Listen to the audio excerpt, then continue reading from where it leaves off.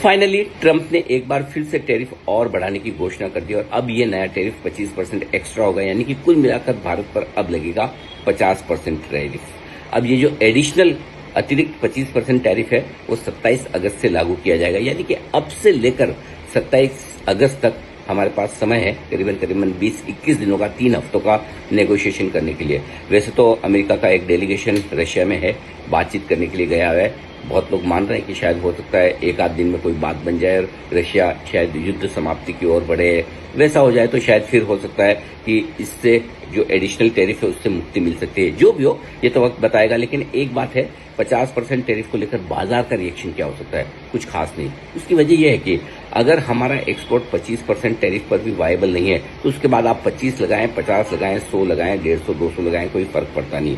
अगर 50% टैरिफ पर भी अमेरिका को कोई प्रोडक्ट हमसे खरीदना पड़े तो इसका मतलब ये क्लियर है कि उनकी मजबूरी है, और अगर उनकी मजबूरी है तो वो टैरिफ उन्हें ही, उनके कंज्यूमर्स को ही भरना पड़ेगा। तो उनके कंज्यूमर्स से पैसा निकलकर टैरिफ के तौर पर एक तरह से उनकी सरकार को जाएगा, तो उन्हीं का पैसा जो एक से दूसरी जेब में ट्रांसफर हो रहा है। भारतीय कंपनियां तो अदरवाइज बिना प्रॉफिट के तो करने से रही, नुकसान में तो करने से रही, और अगर टैरिफ उतना लगा सकते हैं तो इसका मतलब क्लियर कट है कि अमेरिका के पास सब्स्टिट्यूट नहीं है उन इम्पोर्ट्स का। जहां तक सवाल दूसरे प्रोडक्ट्स का है जो 25% टैरिफ पर भी वायबल नहीं है, तो वो तो वैसे भी नहीं जाने वाले। तो हम पर जो असर पड़ना था वो तो पड़ चुका। अब एडिशनल टैरिफ का कोई खास असर पड़ना नहीं है। कोई 2, 4, 5 प्रोडक्ट और ऐसे हो सकते हैं जो न जाएं तो एक अलग बात है। रहा सवाल बाजार पर इम्पैक्ट का, तो बाजार ने सबसे पहले ट्रंप की धमकी को इग्नोर किया, उसके बाद 25% टैरिफ लगाया, उसको इग्नोर किया।